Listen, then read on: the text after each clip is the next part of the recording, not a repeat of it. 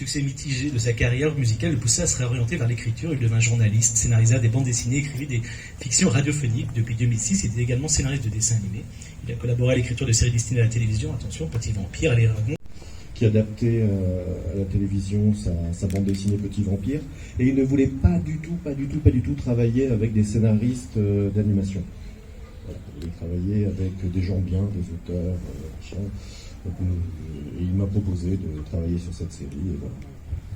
Deuxième question. Oui, deuxième question. Justement, est-ce que, avec cette, c'est pas moi, enfin, c'est Fabrice qui disait qu'il y avait des limitations, en tout cas, voilà, dues aussi à la télé, est-ce que ça, c'est quelque chose, t'es passé facilement à ça, ou même c'est peut-être un plaisir d'avoir ces...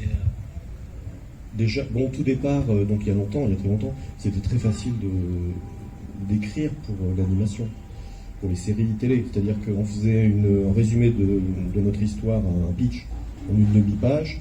Pierre Siracusa à France Télévisions disait ouais, ok. Puis ensuite on écrivait le scénario, il disait ouais, ok, puis c'était fini. Donc il n'y avait pas 45 étapes. Mais moi je ne mets pas la série d'animation en dessous du court-métrage ou du long-métrage, voire même je vois plutôt tendance à la mettre au-dessus. Là, c'était pas une question qualitative, c'était plutôt non, ce que non, disait Fabrice. Non, mais même je veux dire, dans mon travail, je ne considère pas que... Ah non, mais je sais pas pourquoi vous voulez, moi c'est vous, hein, il y a une espèce de combat, moi je n'ai rien fait, hein, j'essaie juste de vous faire parler. J'adore les courts-métrages d'animation. Non, mais c'est pas moi là qui ai le truc, c'est vous qui parlez, donc moi c'est juste, Fabrice disait que quand il est rentré dans la série, voilà, il s'est rendu compte qu'il y avait, c'est lui qui, je sais pas, moi qui s'est rendu compte qu'il y avait quand même des choses qui étaient...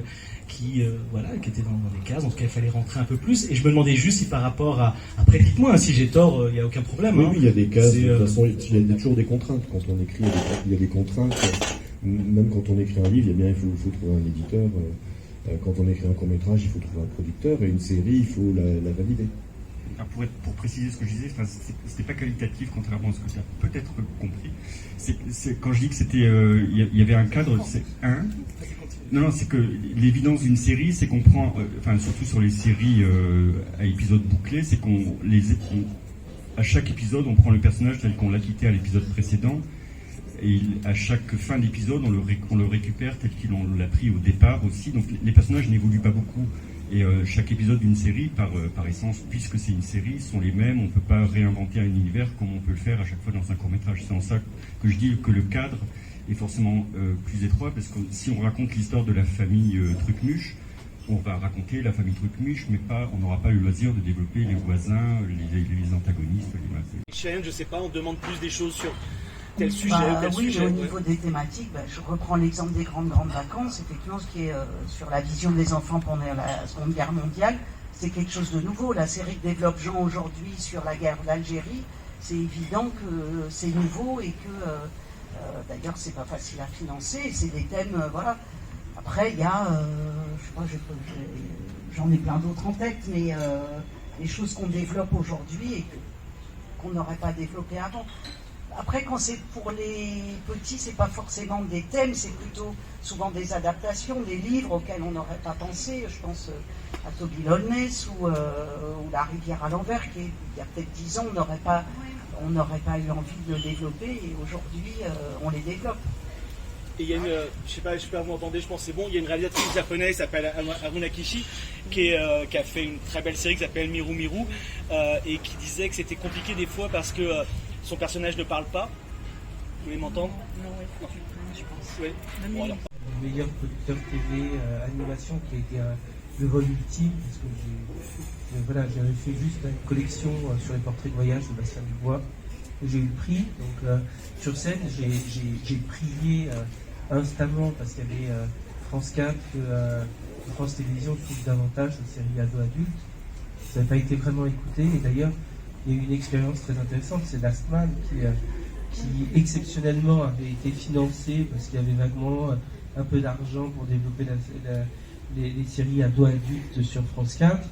Et en fait, France Télévisions avait décidé d'arrêter après cette expérience de Last Man parce qu'il n'y avait peut-être pas eu beaucoup de vues sur la télévision. Mais ils se sont rendus compte qu'en VOD, c'était la série la plus vue. Et ils ont signé pour une deuxième série. Et c'est là où en fait, on se rend compte que d'une part, Je pense que la culture fondamentale en France fait que, et je le vois avec mon fils de 18 ans, c'est que l'animation française, c'est pour les enfants, quoi. La plupart du temps, sauf de temps en temps un chef-d'œuvre en long métrage, mais les séries ado-adultes, c'est des séries japonaises. Et les séries françaises, c'est pour les enfants. Donc même s'il y avait une série ado-adulte française, il faudrait un certain temps avant que la psychologie change, l'état d'esprit change. Après, moi je pense que France Télévisions se doit d'accompagner ce mouvement, très clairement. Maintenant, pour parler de ce projet de série que j'ai, je pense que c'est la Brigade Chimérique.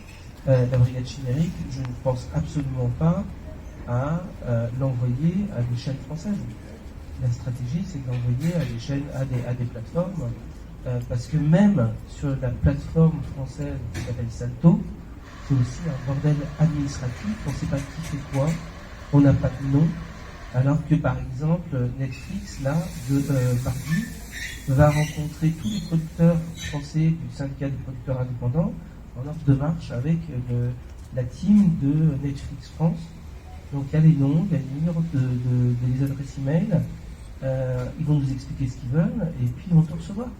Et on va avoir des réponses oui ou non, et si c'est oui, ça va être le début des emmerdes d'un côté parce qu'il va y avoir de gros travail de réécriture certainement, mais c'est à la méthode américaine, la méthode française, des télévisions, c'est une catastrophe.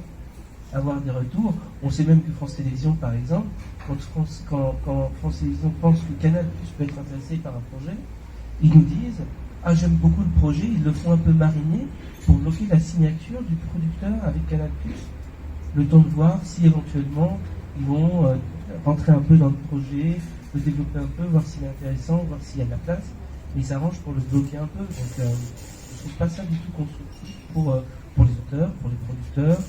Et voilà. Et dernier point, voilà, qui m'a passé le micro. Donc, j'ai un ami qui s'appelle Michel Leclerc, que vous connaissez certainement, qui a fait le monde des autres et tout, et qui avait fait une série il y a quelques temps qui s'appelait H Sensible, qui était une série live pour les adolescents. Et il a eu plein de prix sur le scénario, sur la réalisation, sur cette série, sauf que France Télévisions l'a passé en semaine à 16h. Et les adolescents étaient toujours à l'école. Et donc, qui regardait cette série? C'était le troisième âge, et donc ils ne regardaient pas. Et donc le service éditorial de la chaîne avait détruit littéralement la possibilité de faire une belle série sur des problèmes que rencontrent les adolescents. Donc il y a tout ça aussi qui pose des problèmes en général, quoi. Merci, on est dans un...